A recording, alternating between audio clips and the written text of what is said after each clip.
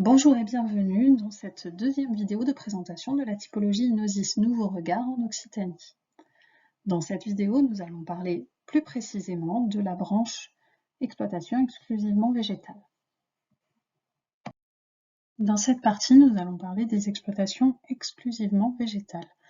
Il s'agit donc d'exploitations qui ont au moins un atelier de production végétale significatif. Par contre, ils n'ont aucun atelier d'élevage significatif puisque ces exploitations-là ont été basculées directement dans les branches avec herbivores ou avec granivores.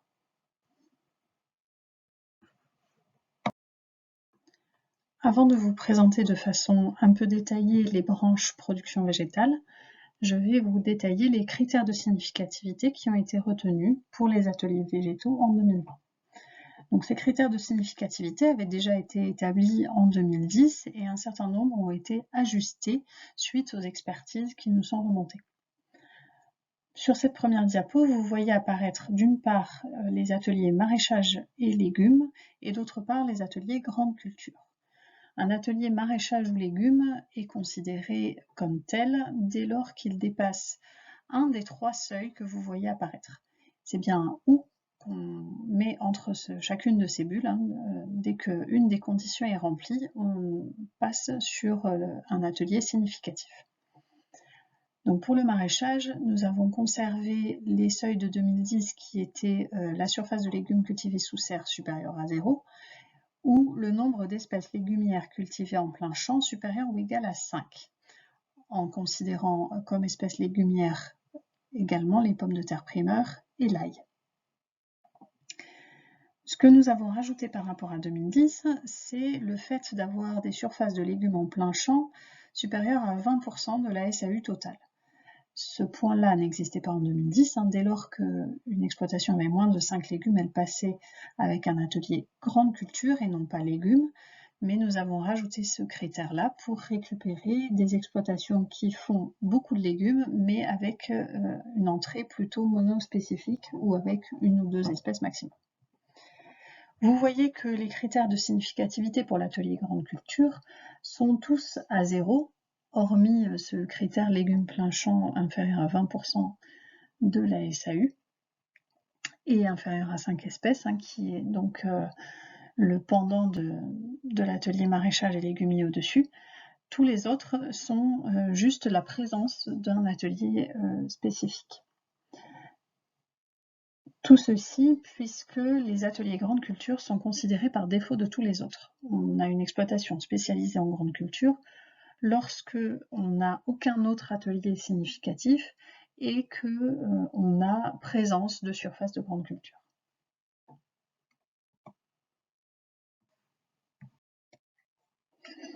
Pour la viticulture et pour l'arboriculture, on a gardé grosso modo les mêmes critères qu'en 2010. On a juste ajouté un petit peu des modalités complémentaires. Pour la viticulture, on a pris en compte notamment la viticulture à très haute valeur ajoutée.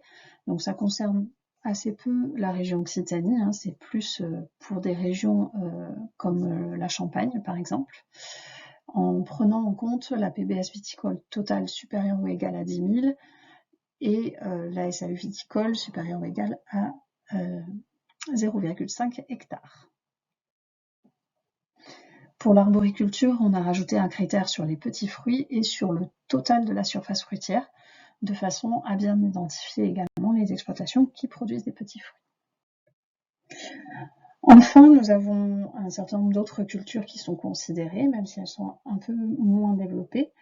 Nous avons rajouté un critère notamment sur les PPAM, donc à 0,3 hectares.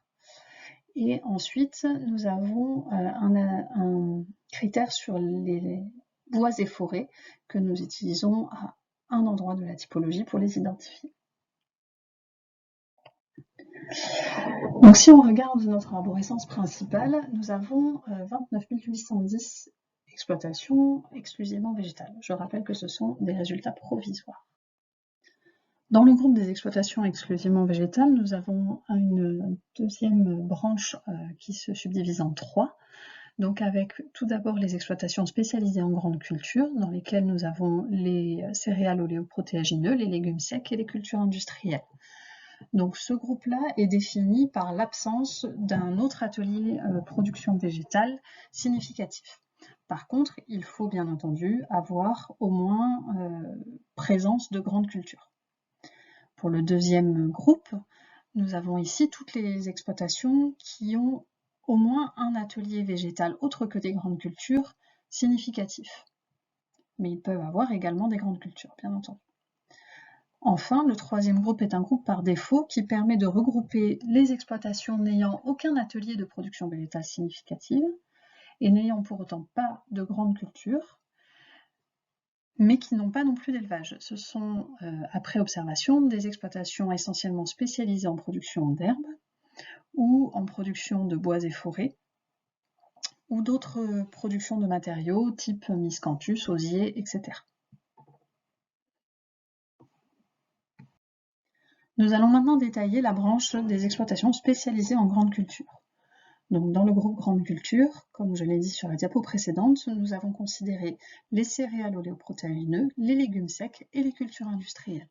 Le premier tri qui est effectué donc dans la typo nationale est le tri entre les exploitations produisant des cultures industrielles et celles qui n'en produisent pas. Donc là encore, on utilise bien sûr les seuils de significativité. Ensuite, pour la région Occitanie, nous avons choisi de différencier ces deux groupes en fonction de la présence ou non de surface irriguée. Donc vous voyez que nous obtenons ainsi 4 groupes qui sont bien répartis sur l'ensemble de la région et qui peuvent ensuite être subdivisés de façon un peu plus précise. Pour la suite de la typologie des exploitations spécialisées en grandes cultures, je l'ai présentée sous forme de tableau parce que vous aviez proposé 4 groupes de surface totale des exploitations spécialisées en grandes cultures pour l'ensemble des 4 groupes précédents. Donc ça permet de voir l'ensemble tout en même temps. Donc vous voyez que les effectifs se répartissent de façon relativement uniforme pour les exploitations irrigantes qui n'ont pas de production de culture industrielle. De la même façon pour les productions avec culture industrielle. Et seules les exploitations spécialisées sans irrigation et sans culture industrielle se répartissent de façon un peu moins homogène et on a ici essentiellement des exploitations de moins de 100 hectares. La question se pose au vu des effectifs pour Occitanie de prolonger ou non chacun des groupes pour les exploitations sans culture industrielle. Pour les autres, les effectifs sont trop réduits pour les prolonger.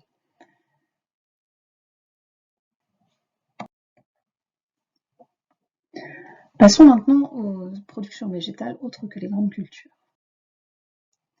À l'intérieur de ce groupe production végétale avec culture pérenne et ou culture annuelle autres que des grandes cultures, nous avons 6 groupes différenciés. Les 5 premiers sont considérés à partir du moment où on a un et un seul atelier significatif. Les légumes pour le premier, les fruits pour le deuxième, l'horticulture pépinière pour le troisième, la viticulture pour le quatrième et les autres cultures particulières avec une haute valeur ajoutée pour le cinquième. Le sixième groupe regroupe toutes les exploitations qui ont à minima 2 ateliers significatifs, autres que des grandes cultures. Nous allons donc maintenant détailler les exploitations avec un atelier de légumes frais, de fraises ou de melons significatifs. Pour ce groupe-là, nous avons donc réappliqué les critères de significativité de façon différenciée.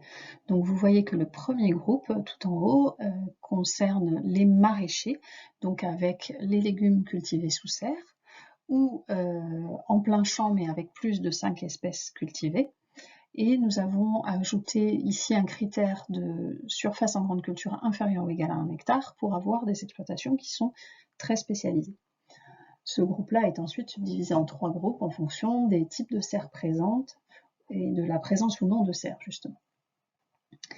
Ensuite, nous avons créé un deuxième groupe spécialisé légumiers plein champ. Donc ici, nous n'avons pas de légumes cultivés sous serre. Les espèces légumières cultivées en plein champ sont inférieures à 5. Mais par contre, la SAU en culture légumière est supérieure ou égale à 20% de la SAU totale. C'est donc là qu'intervient le deuxième critère de significativité que nous avons rajouté par rapport à 2010. Ces exploitations-là, en 2010, étaient classées dans le groupe des grandes cultures spécialisées. Enfin, le troisième groupe concerne toutes les productions mixtes, légumes et grandes cultures. Vous voyez que les légumiers ont été subdivisés en deux groupes, les monospécifiques, donc avec une seule espèce de légumes cultivés, et les multi-espèces. La question se pose de prolonger le groupe exploitation spécialisée maraîchère plein champ ou abri bas, puisque les effectifs présents en Occitanie dans ce groupe sont suffisants pour pouvoir justifier un prolongement de la branche. Si on regarde les exploitations qui regroupent des légumes et des grandes cultures, nous avons appliqué une distinction un peu particulière qui est de savoir si les grandes cultures sont dominantes ou non, ou si on a un véritable équilibre entre les deux.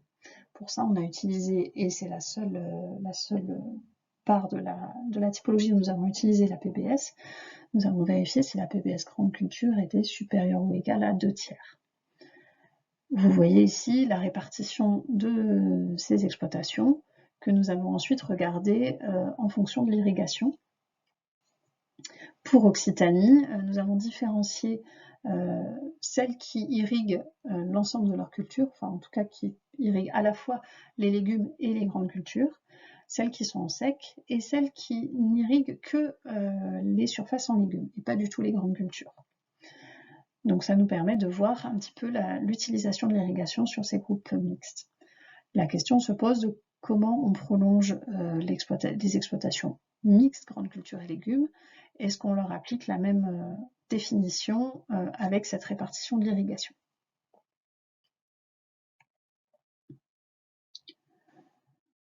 Nous allons maintenant détailler les exploitations végétales avec un atelier fruitier significatif. De la même manière que pour les productions légumières, nous avons d'abord distingué les exploitations fruitières spécialisées, et pour cela nous avons appliqué un seuil de moins de 20 hectares de grandes cultures, et les exploitations ayant à la fois des grandes cultures et des fruitiers. Pour les spécialisées, nous avons gardé le même critère qu'en 2010, avec la dominance d'un type de verger à 70% par rapport à l'ensemble de la surface fruitière. Et nous avons gardé pour Occitanie les groupes fruits à pépins, fruits à noyaux, fruits à coque, raisins de table et autres. Et nous avons subdivisé le groupe fruits à noyaux, comme vous pouvez le voir sur cet arbre. Sur le groupe grandes cultures et fruitiers, de la même manière que pour les légumes, nous avons distingué d'abord ceux qui ont des grandes cultures dominantes avec une diversification fruitier, c'est-à-dire qui ont une PBS grande culture supérieure à 2/3 de la PBS totale, et celles qui sont mixtes grandes cultures fruitiers, donc avec un équilibre entre les deux ateliers. Sur ce groupe-là, nous avons distingué en fonction du type de fruitier présent. Pour l'autre groupe, nous ne l'avons pas fait puisque les effectifs sont beaucoup trop réduits. Nous arrivons maintenant au détail des exploitations avec atelier horticole ou pépinière significatif. Vous voyez que sur ce groupe-là, nous sommes déjà à moins de 400 exploitations, rien qu'à ce niveau, et il va donc être difficile d'avoir un nombre important de groupes derrière. Sur ce groupe horticulture pépinière, nous avons, de la même manière que pour les autres groupes en production végétale, distingué les spécialisés de ceux qui ont des grandes cultures en plus de leur atelier horticole ou pépinière, avec toujours ce seuil de 20 hectares de grandes cultures. Comme vous pouvez le voir, les exploitations horticoles et pépinières en Occitanie sont très spécialisées. Et nous avons ensuite utilisé les mêmes critères qu'en 2010 pour distinguer d'une part les pépiniéristes spécialisés et d'autre part les horticulteurs spécialisés ou les mixtes horticulture pépinière, puisqu'ils étaient moins nombreux en horticulture spécialisée. Nous avons quand même subdivisé le groupe mixte grande culture horticulture pépinière de façon à avoir cette distinction sur tous les groupes production végétale avec l'équilibre PBS grande culture supérieur ou égal à 2/3, de la même manière que nous l'avons fait précédemment sur les légumes ou sur les fruits. Je vais maintenant détailler le groupe production végétale le plus important en Occitanie, qui est le groupe des exploitations végétales avec un atelier viticulture significatif. Pour cette production, donc vous pouvez le voir, nous n'avons pas complété la totalité des effectifs de la branche viticulture pour l'instant, puisqu'il nous reste des questions à régler au niveau des variables disponibles.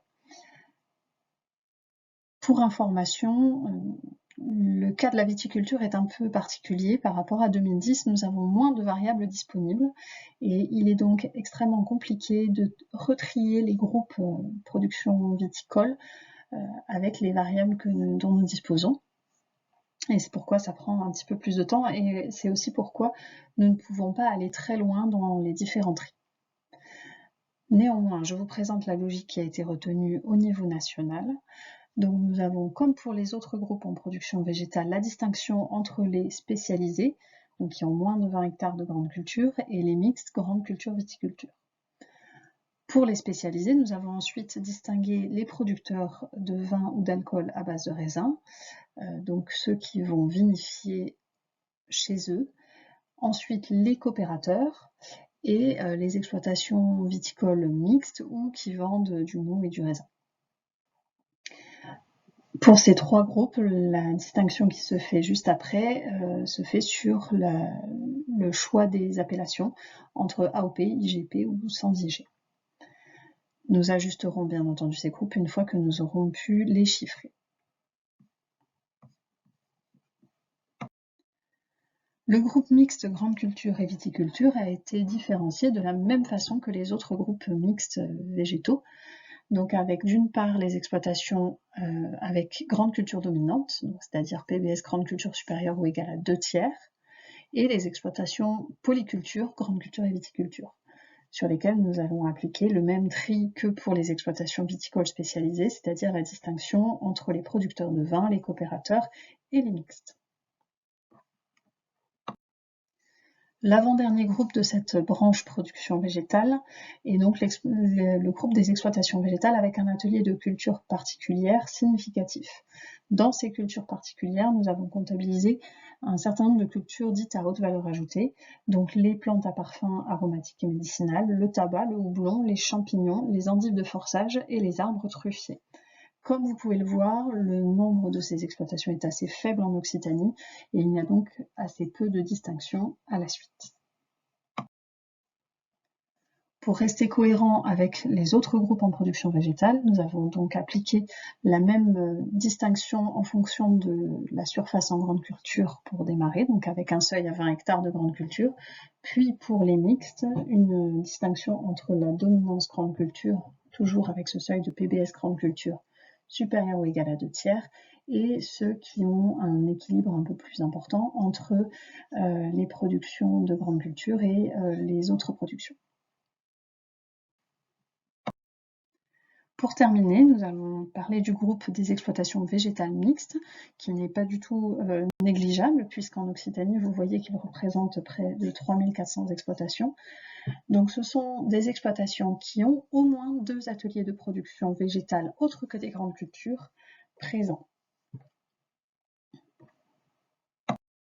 De la même façon que pour les autres groupes, nous avons commencé par distinguer ceux qui ont des grandes cultures de façon importante et ceux qui en ont pas ou peu. Donc avec toujours ce seuil de 20 hectares de grande culture qui nous permet de différencier les deux premiers groupes. Ensuite, pour les groupes avec moins de 20 hectares de grande culture, nous avons essayé d'identifier les associations majoritaires en Occitanie. Nous avons donc retenu Arbo-Viti, Arbo-Maraîchage et diversifié. Donc pour cela, nous avons utilisé les critères de significativité des ateliers et ajouté un seuil de PBS à 2/3 de la PBS totale pour se rapprocher un petit peu de la logique des OTEX. Comme vous pouvez le voir, le groupe le plus important en Occitanie, c'est le groupe mixte Arbo-Viti, dans lequel nous avons distingué les viticultures plus fruits à coque et les vitis plus fruits frais qui comptent encore près de 1000 exploitations. Et enfin le groupe mixte Arbo-Maraîchage qui compte également un peu plus de 1000 exploitations. La question donc se pose de savoir si on prolonge ces groupes ou non. Sur le groupe exploitation végétale mixte avec plus de 20 hectares de grande culture, nous avons utilisé la distinction en fonction de l'irrigation dont je vous ai parlé tout à l'heure sur les exploitations mixtes, grande culture et maraîchage. Nous avons donc regardé les exploitations qui irriguent à la fois les grandes cultures et les autres productions végétales, les exploitations en sec, et un troisième groupe qui est donc qui regroupe les exploitations qui irriguent leur production végétale autre que des grandes cultures, mais pas les grandes cultures. Donc on a repris ici cette idée de valorisation de l'irrigation de manière différenciée entre l'atelier grande culture et les autres productions végétales. Pour terminer sur cette branche production végétale, nous allons parler du dernier groupe, donc les exploitations spécialisées herbes ou cultures pour production de biomasse ou matériaux, qui comptabilisent, je le rappelle, les exploitations qui n'ont aucun atelier de production végétale significatif selon les critères qui ont été définis précédemment. Pour ce groupe, en Occitanie, nous avons observé ce qu'il contenait et nous avons décidé de retenir deux groupes. Donc un groupe exploitation avec bois et forêts, pour lequel nous avons utilisé le seuil de significativité des bois et forêts que je vous ai mentionné précédemment. Et un deuxième groupe des exploitations dites spécialisées herbes, donc ce sont des exploitations qui ont des surfaces en prairie mais pas d'animaux. Pour ces exploitations-là, nous avons quand même un nombre assez important en Occitanie et on peut tout à fait envisager de les subdiviser par la suite, pourquoi pas avec des classes de surface par exemple. Je vous remercie pour votre attention, c'est la fin de cette vidéo sur les productions végétales. Vous pouvez maintenant consulter les autres filières dans les vidéos qui suivent ou vous pouvez voir directement la vidéo qui vous présente les suites du projet et le calendrier.